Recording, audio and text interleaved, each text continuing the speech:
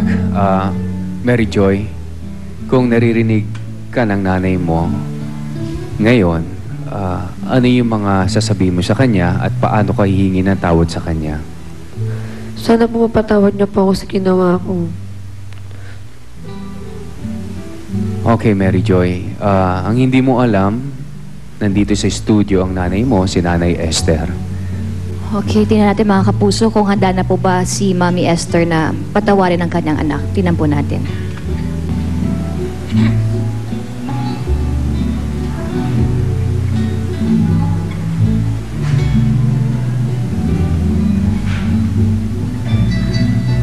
Good morning po, Nanay Esther.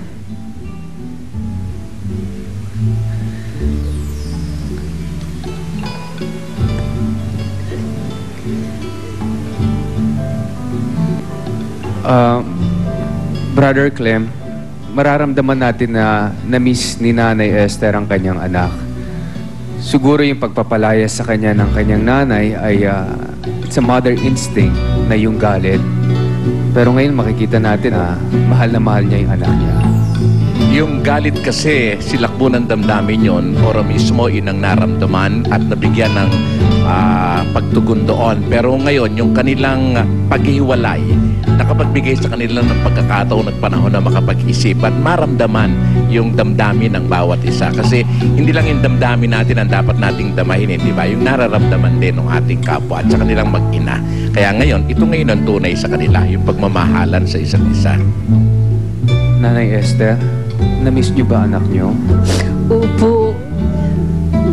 Nanay, yung pagbalayas niyo po kay Mary Joy, yun ba ay pinagsisihan niyo ba? O gusto niyo pong panindigan yung ginawa po ninyo? Nung una po, yung galit ang umiiral sa akin. Talagang wala po sa akin na sabihin ko sa kanyang huwag ka nang bumalik dito. Pero po nag-iisa na lang po ako sa bahay, doon ko na lang po na-realize kailangan ko po balangan ako. At kailangan din niya po kayo.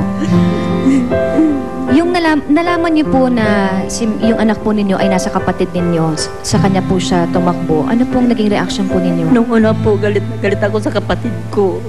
Kasi kinonsinti niya yung pagkakamali ng anak ko. Ay, alam naman po nila na talagang ayaw ko sa lahat yung kinukonsinti ang pagkakamali ng anak ko.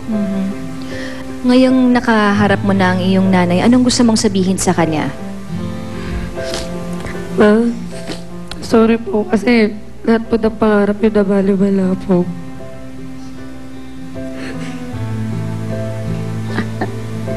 Nay, kayo po, ano pong gusto niyo sabihin sa anak po ninyo?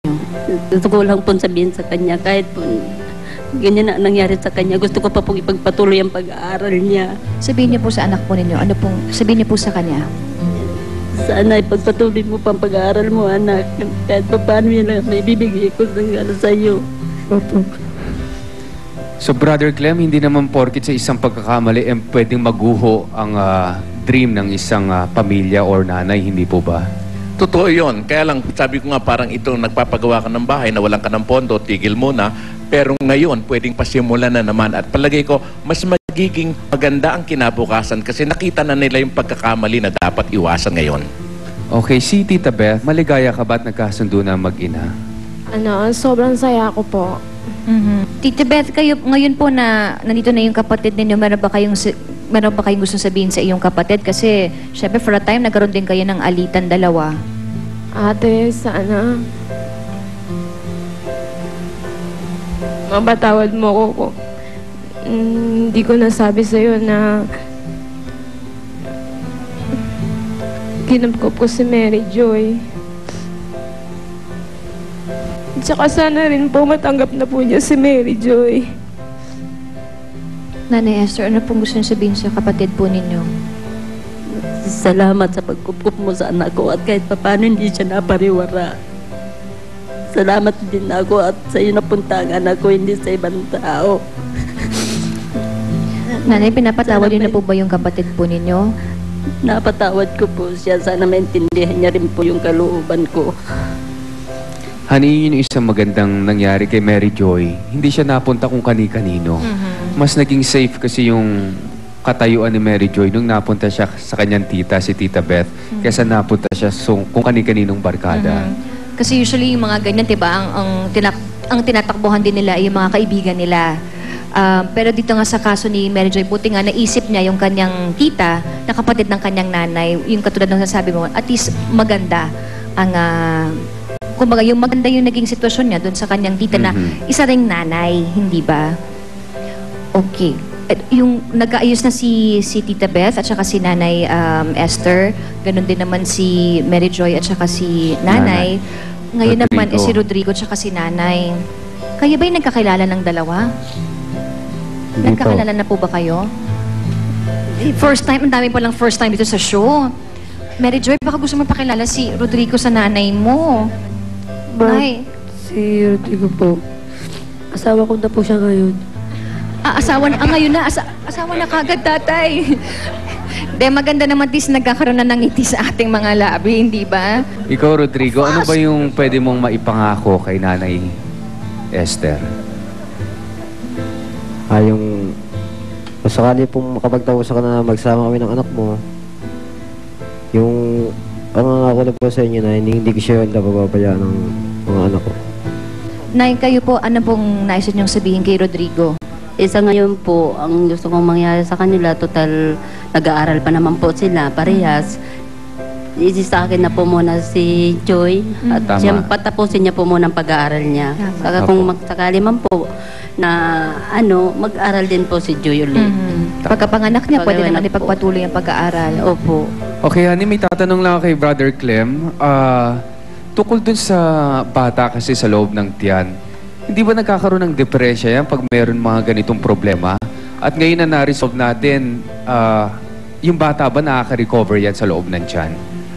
Yung moods nung nanay, di ba, habang nagdadalang tao ay nakakaapekto doon sa bata, no?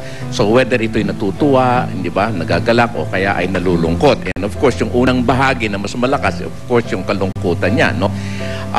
Definitely ay maaari pa siguro siyang makabawi ngayon because there are still few months, di ba? Opo. Pero mas malaki na siguro ang epekto ng negatibong moods ng kanyang nanay sa kanyang personalidad. At para mas maging happy na si Mary Joy, tawagin na natin si Tita Beth para talagang happy na dito. Tita Beth, makijoin kayo dito sa family. Para naman makita nating lahat kung talaga bang happy ending na para kay Tita Beth saka para sa kanyang kapatid. Oh, ayan. Happy na. I love this episode, Tatay. Happy. Maraming salamat. Thank you, Mary Joy. At ibinahagi mo sa amin ang iyong kwento. Maraming salamat din kay Rodrigo, tsaka kay Nanay, tsaka kay Tita Maraming Beth. salamat Thank din you po. po. And of course, kay Brother Clem, maraming salamat po sa inyong mga advice, sa inyong mga pananaw. Thank you po so much. All right. Okay, babalik pa ang Love ni Mister. Love ni Mrs. Malalaman na ni Vivi